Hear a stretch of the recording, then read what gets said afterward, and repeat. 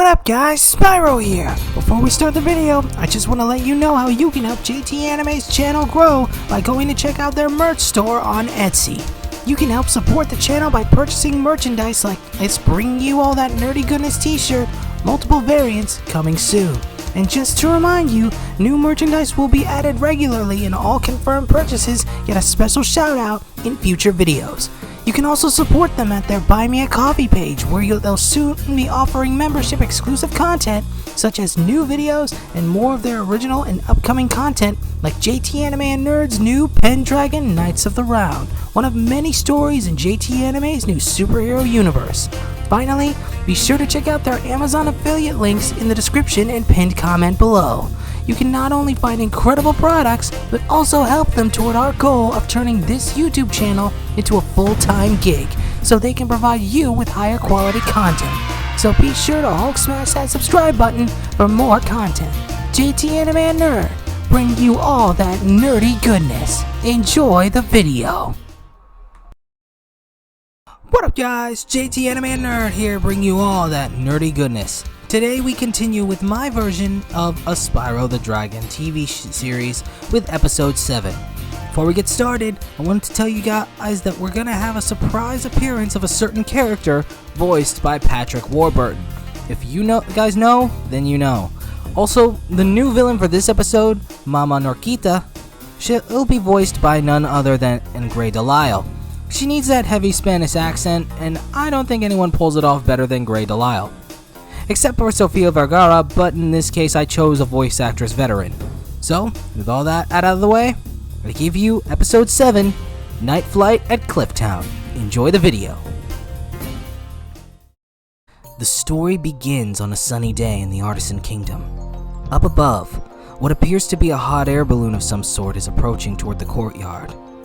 The dragon scholar Argus looks up to see the balloon.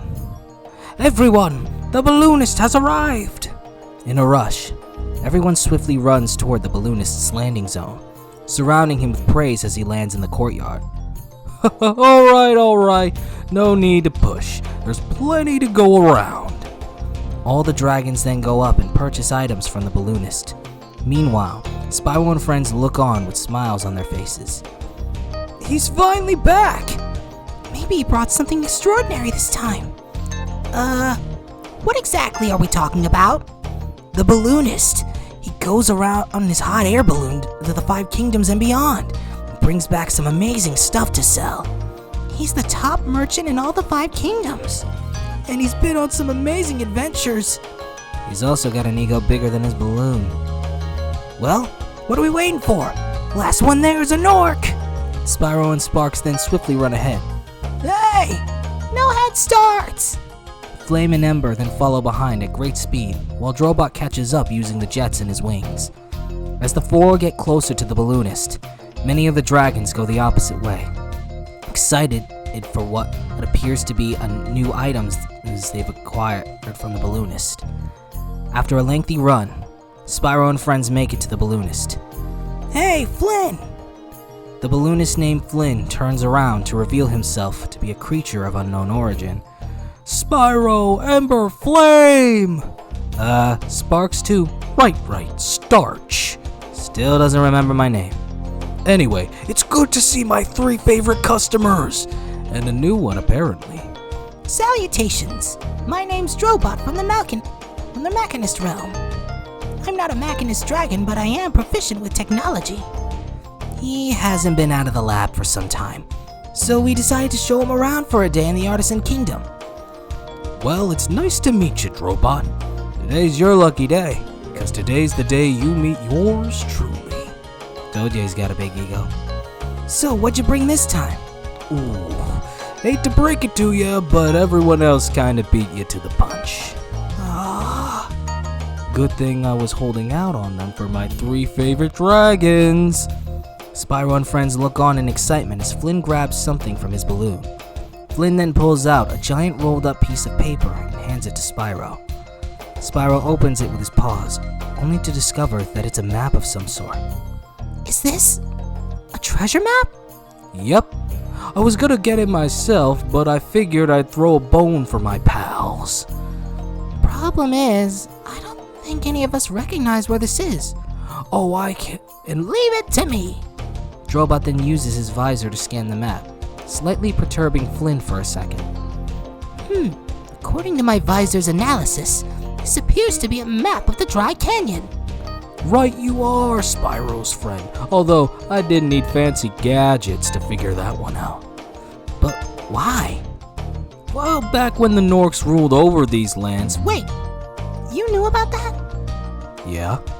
And you never thought to tell us? Well, it's not like it would make for good conversation. Good point. Anyway, rumor on the mill is that the witch doctor guy you all fought came into a bit of a fortune. You mean Shemp? Yup. Apparently during his exile, he went around stealing treasure from dragons, criminals, and the occasional DMV. Whoa, I suddenly have more respect for him now.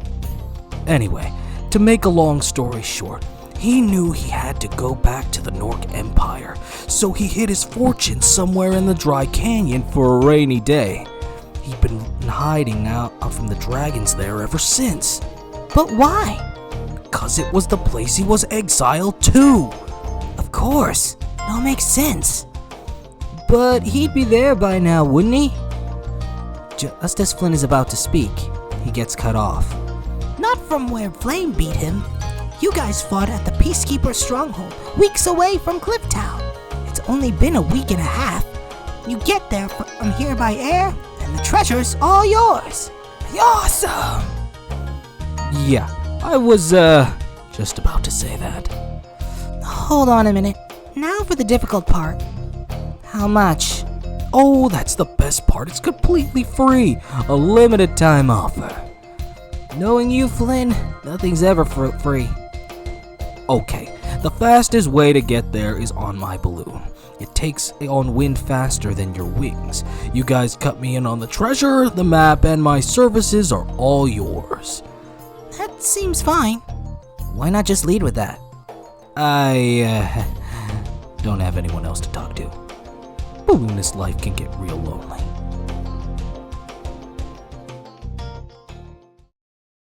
Moments later, Spyro and friends are riding Flynn's balloon all the way to Clifftown through the Dry Canyon.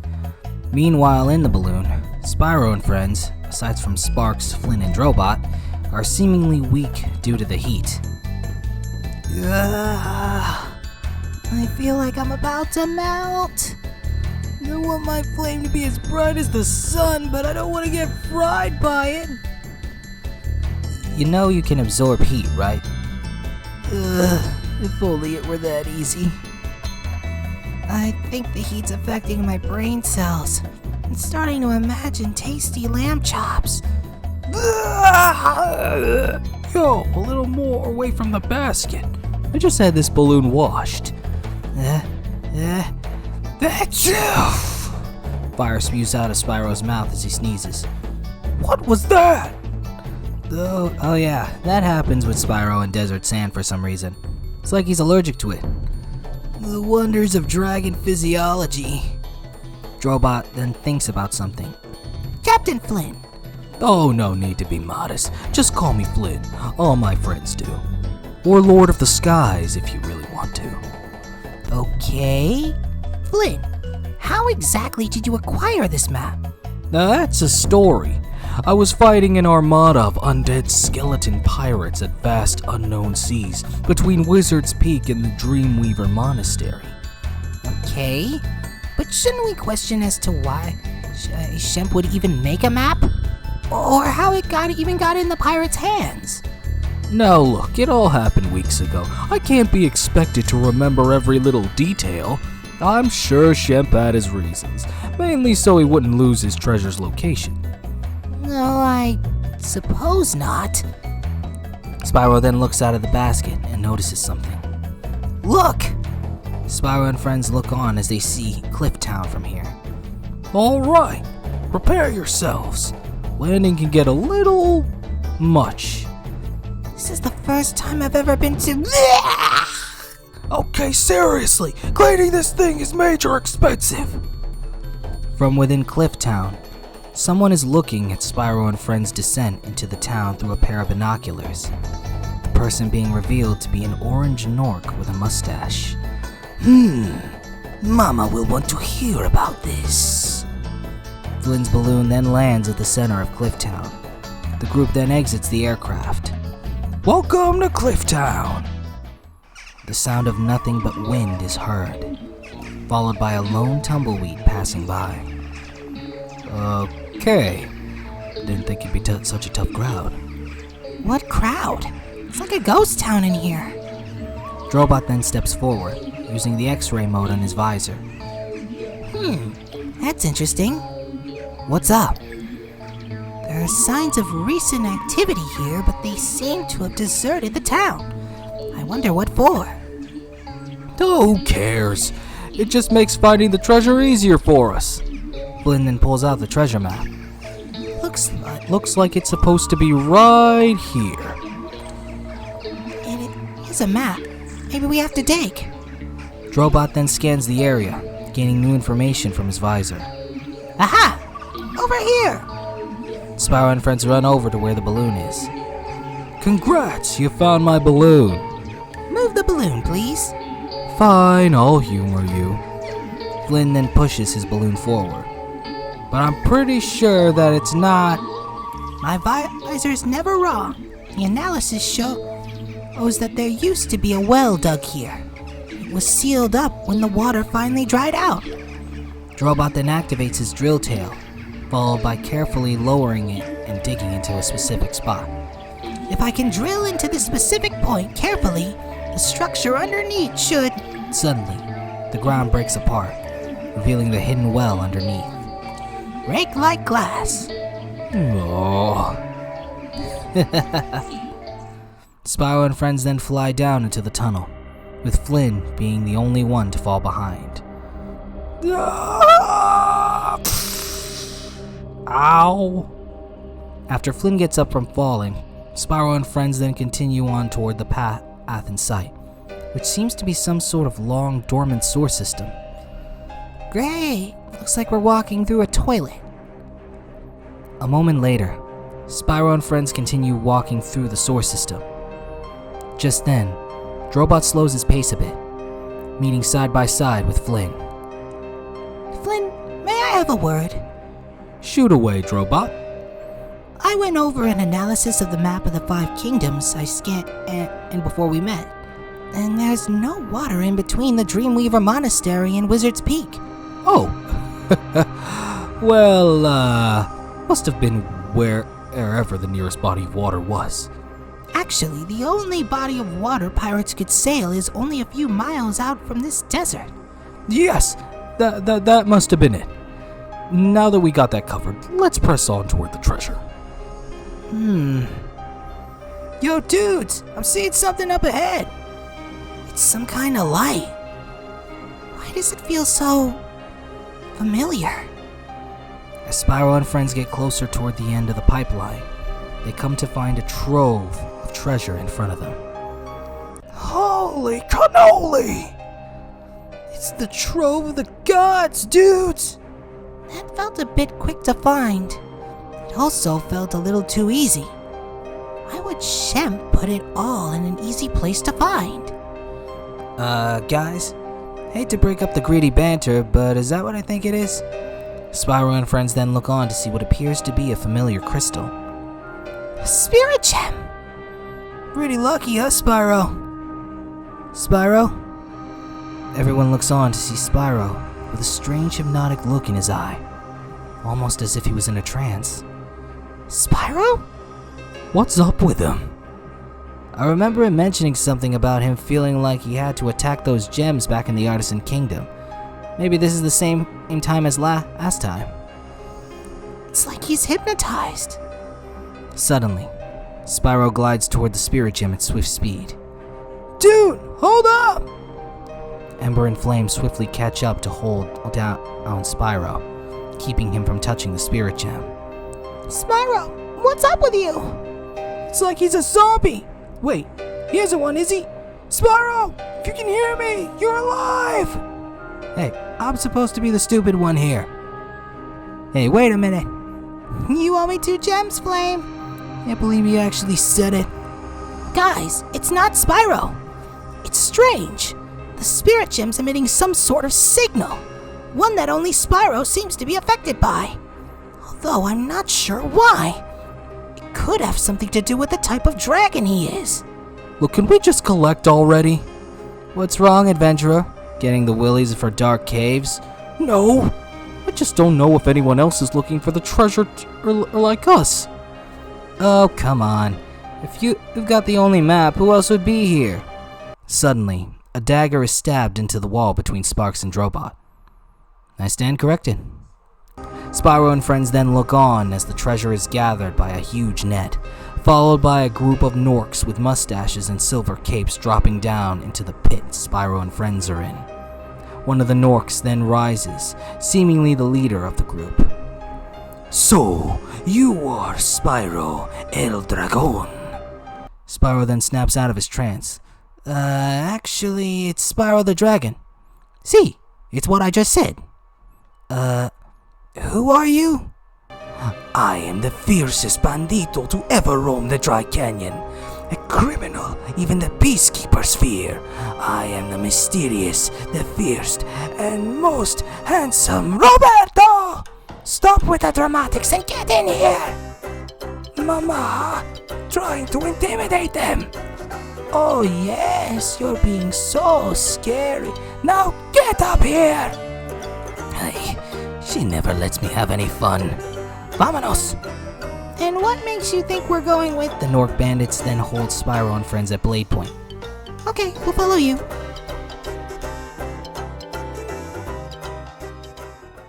We interrupt this broadcast to give you awesome merch. Support JT Anime Nerd by purchasing from his merch store on Etsy, like this Why So Serious Joker hat, or this I Always Come Back Springtrap hat. You can even support the creator himself by purchasing the Bring You All That Nerdy Goodness shirt. Multiple variants coming soon. Supplies may be limited, but new merch is added regularly. You can visit the shop by clicking the link below in the description and pinned comment section. And if you make a purchase, let us know in the comments below and we'll be sure to give you a shout out with every purchase at the end of each video. Enjoy JT Anime Nerd, bringing you all that nerdy goodness. And be sure to Hulk smash that subscribe button if you wish to see more of JT Anime Nerd's videos. Thanks for watching! A moment later, the bandits bring Spyro and friends to what appears to be the center of a large rock formation. Roberto then brings Spyro and friends to their leader, who seems to be stirring a large cauldron of some kind. Feel honored, El Dragons, for you are in the presence of Mama Norquita. Mama Norquita then reveals herself to be a large female Nork, who's very hard to look at. The hell? Oh, I think I lost my lunch. Sorry, sore throat. But what are you talking about? Roberto, why they make these sounds? I have no idea, Mama.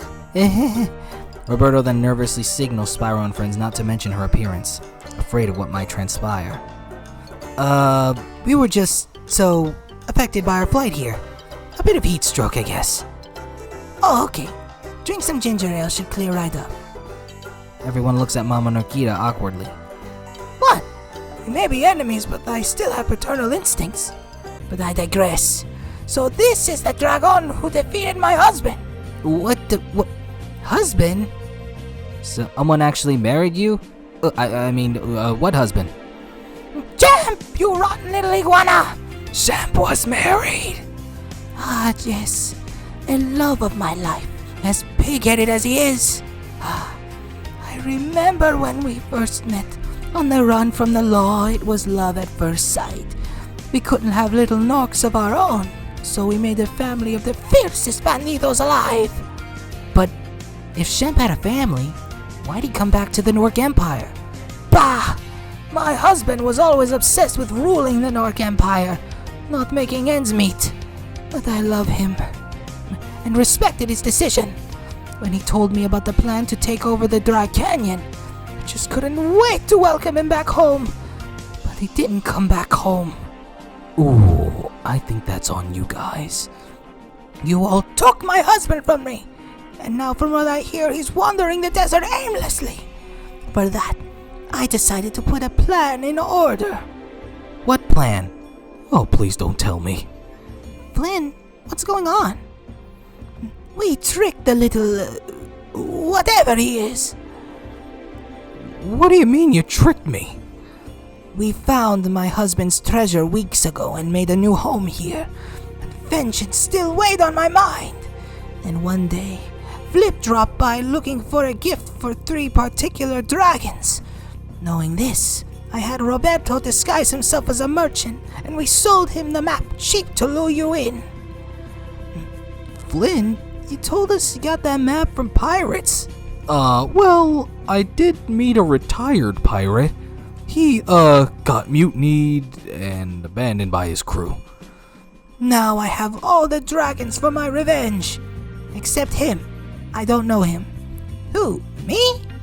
Yes, you're quite a surprise, and a bit of an ugly one at that. Look who's talking. Roberto then pulls out a dagger. Watch your mouth, Furface! What about the night flight? Huh? I've been doing some extensive research about Clifftown, and today appears to be the day for Clifftown's annual night flight competition, a race to test a dragon's flight. You're out for revenge, right? Go on. Well, why not add defeat into the revenge table? If we defeat you in the race, we get our freedom and the treasure. And if you fail, you can have me along with the other 3.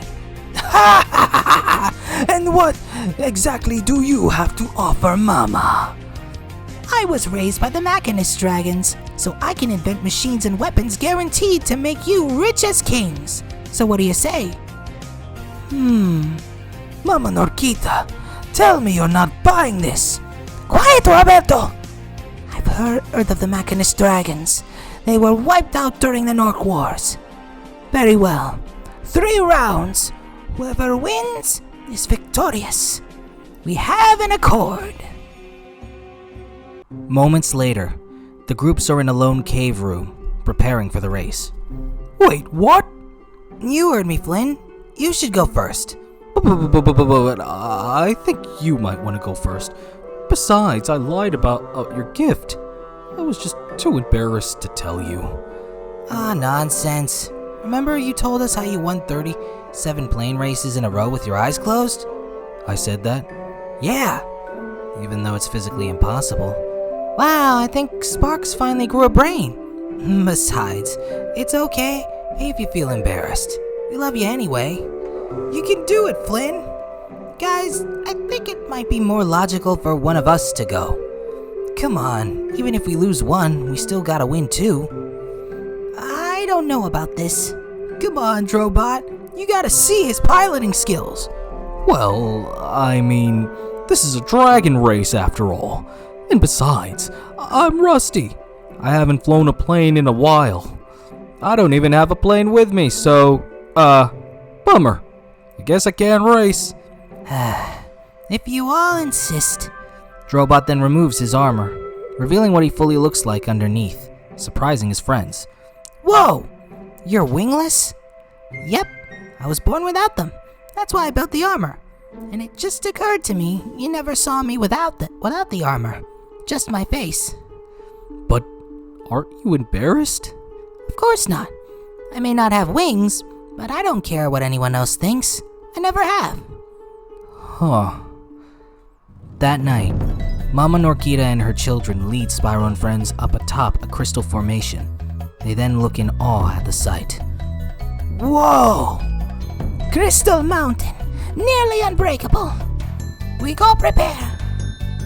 Flynn then places the armor on himself, preparing for the race. So, who's my opponent anyway? I am your first opponent, Senor Flynn. I want to say Roland. It's Roberto! Quiet, Roberto! A second racer is a pilot from the Thieves Guild. We have a bit of a personal deal going on with them, so no questions. Wasn't even asking. Finally, the last racer is, well, me. How does that work? Mama Norquita then snaps her fingers, allowing her to magically float in the air. I learned a few things from my husband's obsession with magic. Mama Norquita then floats away to finish preparations for the race. Oh, what's the point?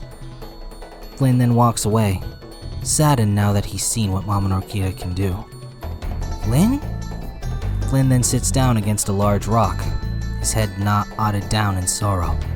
Spyro and friends look on in confusion, while Sparks looks on unsurprised. Let me talk to him. I'm sure he's just surprised by the magic. Drobot begins walking toward Flynn, Sparks unexpectedly accompanying him. Drobot and Sparks approach Flynn, still sitting down in sorrow. Let me guess. You don't know how to fly anything except a hot air balloon. No. I just inherited a family business and got blown away by a storm. Next thing I know, I'm traveling to get home only to end up with a working merchant business. Hate to say I told you so, but... Actually, no. I told you so. And I love admitting it. So why lie? I was a nobody back home. No one expected anything from me. I thought I was a loser. Then one day I end up in the 5 Kingdoms with all this awesome stuff and stories to tell. Then the next thing you know, I'm a somebody. I like how my old man and brothers Marco, Gosnell, Tuco, Cray, Amos, and Hack feel about me. And now you're afraid to be exposed. I mean, look at those little dragons. They love my stories. They think I'm a hero. Imagine the looks on their faces when they find out. How do you do it? Go around wingless with pride in your eyes. It's not psychologically hard. I admit, growing up it bugged me a bit. Then I realized I was just overthinking it. Whether my peers respect me for not having wings or not, I respect myself in the end. After all, how can I expect others to respect me if I can't respect who I am? Flynn thinks for a moment after hearing these words, followed by showing a smile across his face. Flynn then stands up with determination in his eyes. Well, looks like we got us a race to win. Flynn then walks up to Spyro and friends, all wondering what was going on. What happened, Flynn? He just got freaked out by Norquita's magic. Even the best adventurers get vulnerable every now and then. Isn't that right, Flynn? Yeah, that's it. Wow, guess we've never seen you so vulnerable. Well, it's not like any of us doesn't know what it feels like. Fools! The race is about to begin! It's like an alarm clock that won't shut up! Now, the rules are simple. First racers go through the arches in the first round, and then the second racers break more chests than the other in the second round. We'll have scorekeepers. And finally, the third racer must light the more lanterns than the other in the third round. It's like one of those baton passes. Comprende? This is gonna be one bad day, isn't it? I've got an idea. Falling into the water below is an instant loss. Alright, time to begin! Racers ready? Let's do this. Get set. It's going too fast. Curious about the outburst, Norquita and company look on as Flynn is zooming toward the racetrack in his hot air balloon, zooming fast due to wearing Drobot's armor and its jets being turned on. Ah! Go, go, go! Roberto then flies off, using his silver cape as a way of flight. Flynn continues zooming, coincidentally, into all the arcs perfectly while Roberto is falling behind. After a lengthy first round, Flynn makes it back to the start first, bumping into the ground. Jet, stop! Drobot's armor jets then deactivate, allowing Flynn to exit his hot air balloon, followed by taking off the armor and running toward the edge of the cliff. Drobot then proceeds to put his armor back on. Sorry, had to get the element of surprise. Spyro, you're up! As Roberto starts to make it back to the start, Spyro charges off the cliff and begins flying into the race track and begins breaking the empty treasure chests. Move it, Roberto, move it! Tag, you're it. After tagging the blue thief, the thief then starts up his plane and takes off into the racetrack, beginning to break chests. After a bit, Spyro has broken a total of 10 chests, followed by looking back at the group in pride. Haha, I'm gonna win. I'm gonna win. After crashing into one of the cliffs with a chest on it, Spyro slides off and falls into the water, struggling to stay up while the blue thief is breaking chests in the background. Dad, guys, help! I can't swim. I got him. The group looks on as a splash is heard off screen, only for an annoyed Ember to fly back with a wet Spyro and sets him down next to everyone, an expression of annoyance all over his face. What's the lesson here? Don't gloat until after. There you go. Leave this one to me. Drobot then takes off for his turn to begin lighting the lantern, just as the blue thief returns, leading Mama Norquita to use magic to fly and attempt to light the lanterns with fire magic. Meanwhile, Spyro notices the blue thief pilot entering the cave of the mountain, catching Flynn's attention. As a lengthy race was continuing outside, Spyro and friends followed the thief all the way back to Clifftown, surprised at what they would find. No way! The Thieves Guild! Hey, they're trying to make off with our treasure. The armed thieves then notice Spyro and friends in response to Flynn's complaint. Ooh, I was being too loud, wasn't I? You think? In response, the armed thieves begin to attack Spyro and friends, leading them to attack in retaliation. You're about to get flamed, bros! Meanwhile, Flynn attempts to hide nearby somewhere. After a bit of lengthy fighting, Spyro shoots a fire stream at a thief, not noticing one of the armed thieves behind him. The armed thief then swipes at Spyro, leading him to quickly dodge as he noticed him in that 1 second. However, this leads Spyro to bump into it and shatter the icy spirit gem at the center of the treasure chamber, its fullest of energy seeping into Spyro's body. As Flynn peers from under a mound of gold, he looks to see an armed thief going straight for Spyro as he's getting up, leading Flynn to take instinctual action. Spyro, look out! Spyro turns to notice the armed thief too late, but Flynn knocks the thief away in time, causing the thief's sword to launch into the air and into Flynn's hand. Nice job, Flynn. All in a day's work. Now, let's finish this and get some lunch. You got it. Just then, Spyro and friends witness Ember fighting against the thieves with an odd fighting style that they recognize as only ever seeing Mrs. Shoutfire use against Toasty. After Ember takes down a few thieves, she lands by Spyro. What was that? Dragon Kata. Something else I learned from Granny. I've so gotta learn that. Alright, time to finish this. Everyone, brace yourselves! Ember then flies up high, ultimately shooting down her spirit flame and engulfs the treasure chamber. In the aftermath of the fire, Spyro and friends remain unharmed while the thieves all fall down, seemingly unconscious. Spyro and friends then look around in slight confusion as Flynn is poking at a nearby downed thief. He's just sleeping. Ember then flies back down. Nice work, Ember! Now all that's left is for Drobot to win the race. Spyro and friends look on in shock as Mama Norquita, accompanied by her bandito children, walks up with an unconscious and defeated Drobot in her hand. He was strong, but not strong enough to survive my magic. Norquita then throws Drobot at Spyro and friends. Drobot! Flynn then jumps up and catches Drobot, not wanting his friend to be hurt any longer. Phew! That could have been ugly. Oh, that's not ugly. You haven't seen ugly! Mama Norquita then summons flames within her hands, utilizing what magic she learned from her husband. Yes, Mama. Show them no mercy. I doubt your skills can beat magic-infused flame. Norquita then shoots magical flames at Spyro and friends, ultimately coming into contact with them. I should have done this from the start. You dragons are nothing to us. And it's all thanks to poor, naive Captain Flynn. Roberto then looks on and surprised at something. Mama, look! As the smoke clears, Norquita and Roberto look on as they witness Spyro's earth boulder.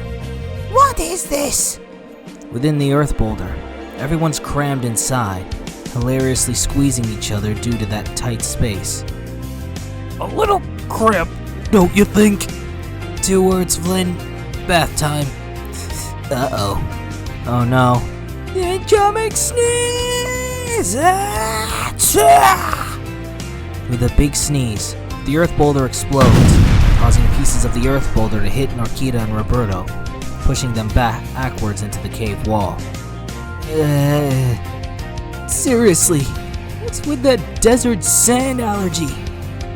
Maybe it's a purple dragon thing. Mama Norquita then begins radiating magical energy from her hands, enraged at Spyro and friends. Now I'm angry. Norquita then shoots a beam of magical energy at Spyro and friends, only for Flynn to take and use the sword he took from the armed thief, and somehow block the beam, splitting it in 2. Whoa! What am I doing? Drobot then sits up. Being a real hero, Captain Flynn. Thieves' Guild's swords are magic resistant. No! The beam dissipates, leading Flynn to show off by twirling around the sword for a bit. Let's see you try to outsmart me now. Suddenly, the sword flies out of Flynn's hand, breaking something off screen, with the slight sound of a cat's meow being heard. Maybe we can talk over a soda. Norquita then lifts Flynn in the air with her magic. I'll destroy every last one of you for my husband, starting with this annoying idiota. Another sneeze attack. ¿Qué? With one big sneeze, Spyro unleashes an ice stream, engulfing Norquita and Roberto in its icy energy. Spyro and friends then look on to witness the aftermath. Whoa! In the end, Mama Norquita and Roberto are frozen in ice, showing hilarious expressions on their faces. Flynn then opens his eyes, still in midair until he looks downward. Uh-oh. Ah! Ow! Moments later, back at the Artisan Kingdom, the treasure is being brought into Artisan Castle by the guards, Spyro and friends in attendance. Are you really sure about this, Flynn? Yeah, well, I'm sure these guys can make better use of the treasure than I can. Besides, I'm all about the adventure.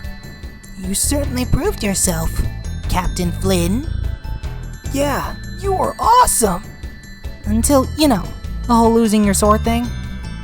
By the way, Spyro, that element you used, it was ice. But oddly enough, you're not an ice or blue dragon. It must have been the spirit gem. It did have ice at its base. It's like when I destroyed Nasty Shard, and then that earth boulder started happening. Well, remind me to thank that gem's pieces when you find them all. Way ahead of you. I've collected the remnants of gem shards. Studying them might give us more insight on Spyro's powers over more than one element. Maybe we can find out where you came from, Spyro. Wouldn't that be something? Well, if you'd like, I can keep an ear out. Flynn then walks over and into his balloon. Leaving already? I've got a lot more adventuring to do, but don't worry. I'll be back before you can say Big Red. Flynn's balloon then heads up into the sky. See you later, Dragonators. As Spyro and friends wave Flynn off, Ember once again begins to think on something. Big Red. That night, within the Machinus realm, Drobot stands within what was once Nasty Nork's war room, but is now the central lab to his new factory, currently still in construction. Meanwhile, Drobot has the ice spirit gem shards within a cylinder tube, analyzing them through his computer, which then shows the data on screen. Incredible! The The shards possess a more potent energy within it besides the ice element. DNA analysis error code number 828. No DNA detected for scanning. What? Computer. Utilize multi-compound scanner. The computer then once again scans Spyro's DNA, which is in the form of one of his scales. Analysis complete. Specimen identified as a unknown form of energy. Impossible. How can a corporeal being be made out of energy? According to the data, Spyro isn't even... Suddenly, the main entrance doors explode, leading Drobot to look back in shock. Who the... Ah! Drobot is blasted into the wall, followed by dropping to the ground. Drobot then looks up in distress. Who are you? Do forgive me, youngling, but I can't have you spoil the ending to this story. After all, Spyro has a destiny to uphold. Within the Artisan Kingdom, Spyro and friends are eating some chocolate sheep with happy smiles on their faces. And as a story dictates, the hero must learn on his own.